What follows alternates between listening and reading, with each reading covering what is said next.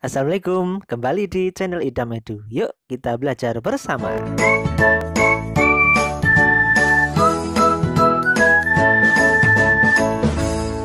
Oke, kali ini kita masih di level 2 untuk literasi teks informasi. Kemarin kita sudah pada materi memahami teks secara literal. Nah, kita coba untuk latihan soal menyusun inferensi, membuat koneksi dan prediksi baik teks tunggal maupun teks sama. Yuk kita latihan soalnya. Nah, ini melanjutkan yang kemarin tentang Bang Idin penjaga lingkungan. Masih ingat ya? Nah, kalau lupa bisa disimak kembali di sini. Ini pilihan ganda kompleks yang berarti bisa memilih lebih dari satu ya. Jadi sini ada bacaan Bang Idin penjaga lingkungan. Yuk kita simak teks bacanya. Di Jakarta Selatan ada daerah bernama Kali Pasanggerahan. Dulu air kali itu bisa dipakai untuk mandi dan bersih-bersih. Tapi sayangnya banyak yang membuang sampah di sana. Semakin hari kondisinya semakin memprihatinkan. Melihat kondisi tersebut, Bang Idin kemudian tergerak untuk melakukan sesuatu. Bang Idin lalu membersihkan Kali Pasanggerahan. Bang Idin juga mengajak orang-orang untuk menanam pohon di sepanjang kali, agar ketika hujan, air kali tidak meluap dan menyebabkan banjir. Selama prosesnya, tokoh sederhana yang hanya lulusan dari sekolah dasar ini kerap mengalami berbagai kendala dan cobaan yang tidak mudah dilalui. Namun karena konsistensi dan keteguhan hatinya, ia pada akhirnya dapat benar-benar meyakinkan masyarakat untuk melakukan berbagai usaha konservasi lingkungan. Bang Idin kemudian banyak mendapatkan penghargaan. Salah satu penghargaan Kalpataru. Penghargaan ini diberikan untuk orang yang berjasa untuk kelestarian lingkungan.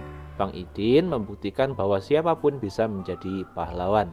Sekarang Kali Pasanggerahan sudah bersih.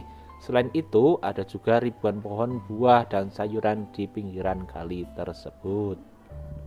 Soalnya, apa yang dilakukan Bang Idin untuk melestarikan lingkungan Kali Pasanggerahan? Kamu bisa memilih lebih dari satu jawaban. Apakah membersihkan sampah, membuat tanggul, menanam pohon, melebarkan sungai? Nah, kira-kira yang mana ya? Membersihkan sampah? Iya. Apakah membuat tanggul juga di sini? Menanam pohon? Iya. Apakah melebarkan sungai? Jawabannya adalah A dan C saja.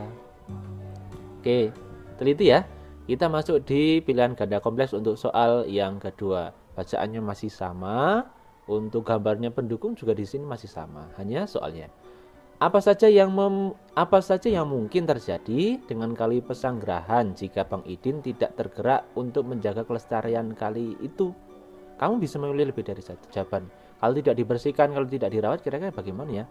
Apakah Kali Pasanggerahan akan mengering karena tidak ada resapan air? Tidak juga ya.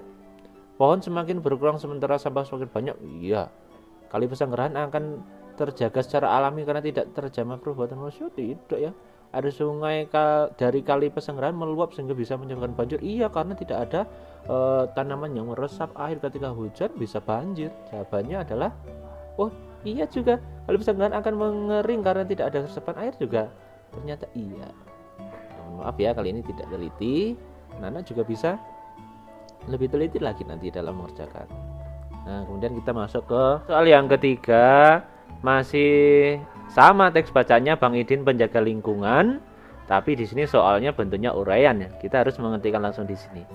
Setelah membaca informasi di atas, apa yang bisa kita teladani dari cerita tentang Bang Idin? Kira-kira apa ya? Kita coba lihat jawabannya ya. Kita harus bersikap peduli menjaga lingkungan. Selain itu kita bisa menambahkan juga seperti tekun, kemudian pantang menyerah.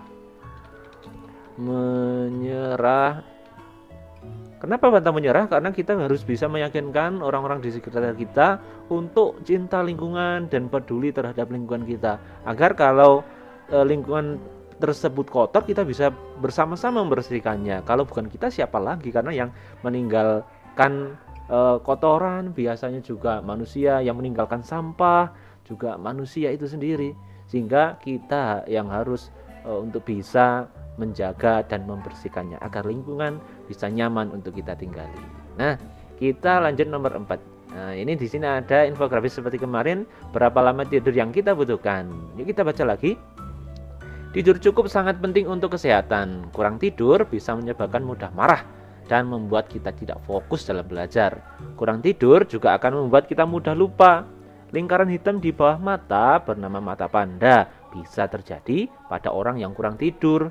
Jam tidur manusia berbeda-beda. Anak kecil tidur lebih lama dari orang dewasa. Salah satu cara agar tidur pulas adalah dengan mematikan lampu sebelum tidur. Nah, soalnya di sini perhatikan ya. Andi adalah seorang anak kelas 5 SD. Menurut artikel di atas, berapa lama waktu tidur yang diperlukan Andi setiap harinya? Mengapa? Nah, kita lihat di sini untuk umur berapa ya? Kelas 5. Kelas 5 berarti berapa tahun ya? Kalau kelas 1 7 berarti kalau kelas 5 berapa? Tinggal 5 tambah 7 saja ya. Berapa? Kira-kira 12 tahun ya. Umur 12 tahun berarti di sini ada 6 sampai 12 tahun. Nah, di sini 9 sampai 11 jam. Nah, kita lihat, coba lihat pembahasannya. Nah, Andi perlu tidur selama 9 sampai 11 jam. Karena apa? Karena usia Andi adalah usia sekolah dasar. Untuk memenuhi kebutuhan waktu tidurnya, Andi harus memenuhi waktu kurang lebih 9 sampai 11 jam. Begitu ya. Yuk kita lanjut lagi untuk soal yang kelima tentang senam poco-poco. Ini juga teks dan gambarnya yang kemarin ya di bagian sebelumnya. Senam poco-poco. Tina sudah siap hari ini. Di sekolahnya akan ada lomba senam poco-poco. Bapak guru sudah mengajarkan senam ini kepada Tina dan teman-temannya. Pada awalnya senam poco-poco bisa dilakukan oleh Pada awalnya, senam poco-poco biasa dilakukan oleh tentara dan polisi setiap pagi.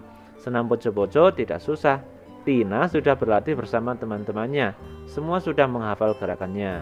Tina harus melangkah ke kanan, lalu kembali lagi ke kiri. Setelah itu, Tina harus melangkah ke belakang dan kembali lagi ke depan. Tina senang bisa ikut lomba senam poco-poco.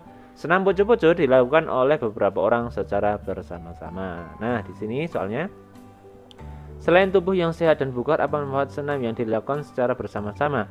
Berikan tanda centang pada kotak yang menjadi jawaban pertanyaan di atas. Kamu boleh memilih lebih dari satu jawaban.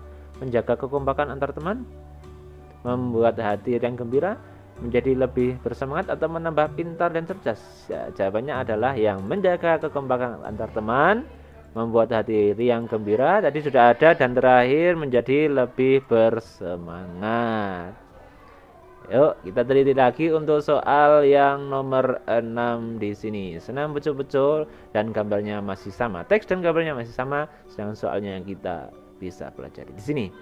Berdasarkan bacaan dan gambar di atas, manakah di bawah ini yang dapat dijadikan sebagai kriteria penilaian lomba poco-poco? Beri tanda centang ataupun pilihannya di sini ya, sesuai. Kamu bisa memilih lebih dari satu jawaban. Apakah kekompakan gerakan? Boleh ya. Harga baju tidak masuk penilaian di sini. Keserasian seragam bolehlah. Oke, jawabannya A dan C. Kemudian di sini untuk pada akhir di bagian ini yaitu pilihan ganda, ada teks 1 dan teks 2. Soalnya apa dampak perilaku tertib dalam mengkonsumsi makanan? Kita baca teksnya terlebih dahulu. Teks 1 ya. Indonesia adalah negara penghasil sampah makanan terbesar kedua di Indonesia. Oh maaf, bukan di Indonesia. Indonesia adalah negara penghasil sampah makanan terbesar kedua di dunia. Masya Allah. Setiap tahun sekitar 300 kg makanan dibuang setiap orang di Indonesia. Bayangkanlah tumpukan 4.000 kulit pisang. Seperti itu timbunan sampah makanan kita setiap tahun. Jumlah makanan yang terbuang itu bisa memberi makanan jutaan orang di negara ini. Padahal masih ada jutaan anak Indonesia yang menderita kelaparan dan gizi buruk. Salah satu sebab berlimpahnya limbah makanan adalah perilaku orang bijak. Masih banyak orang Indonesia yang tidak menghabiskan makanannya atau membiarkan makanan hingga keluarsa. Kita harus mengubah siap.